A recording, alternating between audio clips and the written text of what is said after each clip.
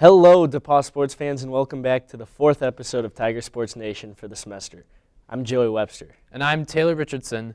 After the softball started their season last weekend, it was baseball team's turn to kick things off down in Atlanta, Georgia.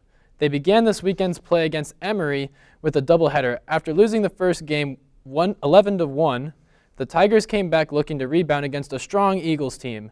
After starting the game losing 1-0, DePauw responded with 2 runs in the third and then 5 runs in the fourth, with an error and 2 run singles bringing the lead to 7-1.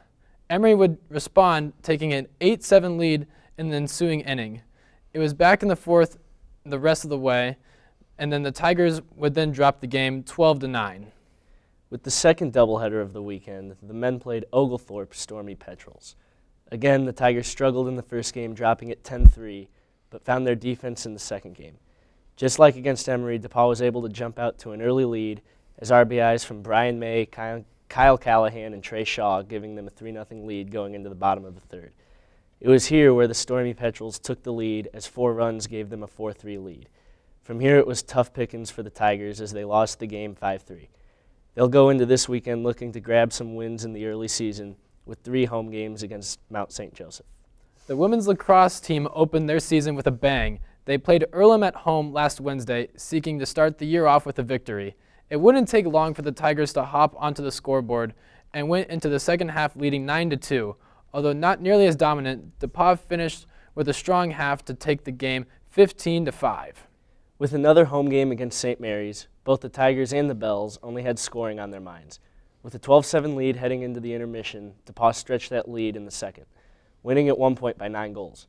St. Mary's would cut the lead, but it wasn't enough, as the Tigers moved to 2-0 for the year with a 23-16 victory. Grace Clark made history, scoring 9 goals to top the previous program's single-season game record of 7. The women are back this Saturday at home against UChicago at 1 p.m. Good job to them. The men's lacrosse team played Carthage on Saturday after a rough start last week against Rhodes.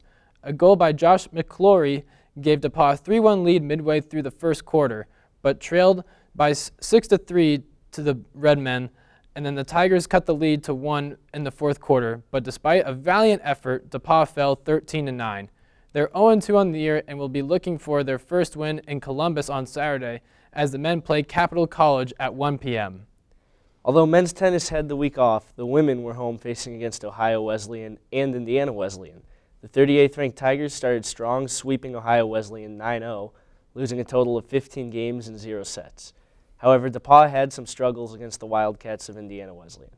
Amanda Showalter won her number 1 doubles match, but the Wildcats won the number 2, 3, and 6 singles, as well as the number 1 and 3 doubles. After 2 unfinished matches, the women fell 5-2 and are now 3-3 for the year. They travel to Butler for a dual meet tonight. The men and women track teams traveled to Springfield, Ohio for the Wittenberg Invitational, racing against teams from D1, D2, and D3.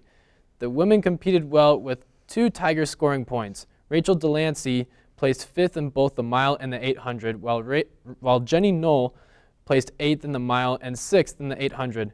Erin Pash traveled to Denison to compete in the pentathlon for the conference meet and placed 2nd, earning all conference honors and giving the Tigers 8 points heading into next weekend. The men also had 2 people score in the meet. Garrett Elkins placed 7th in the high jump, giving DePauw 2 points, while Michael Okasik finished 8th in the mile, scoring 1 point for the Tigers.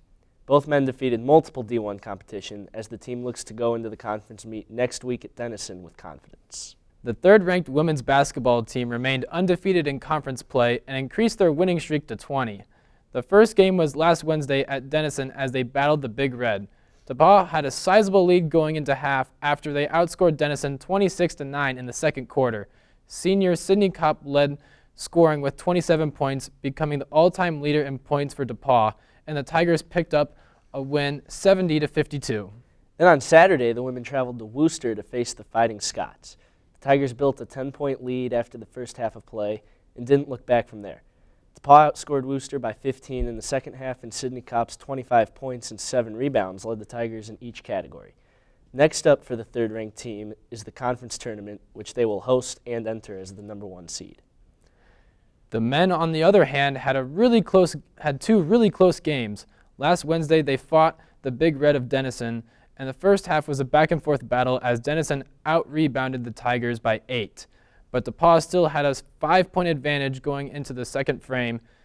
In the second half, both teams found success in the paint, and the game came down to the final seconds, with the Big Red making a layup with little time remaining, and the Tigers weren't able to convert a last-second tip-in.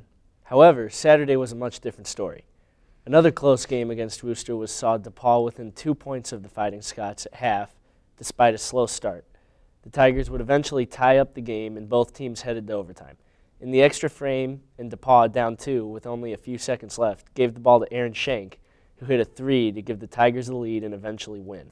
And thanks for tuning in to another episode of Tiger Sports Nation. I'm Taylor Richardson. And I'm Joey Webster. Until next week, Roll Tigs. Yeah.